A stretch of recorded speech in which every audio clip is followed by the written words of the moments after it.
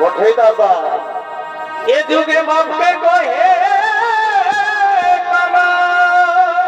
আর আর বহুত গালে চুমা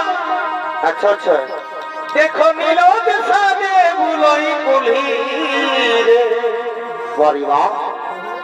এ ভাই নীলদ সাজে বুলই কুলি রে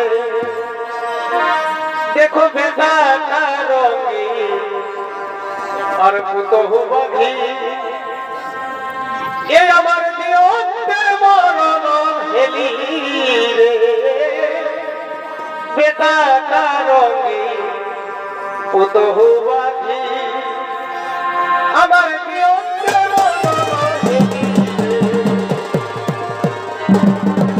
মনে হয়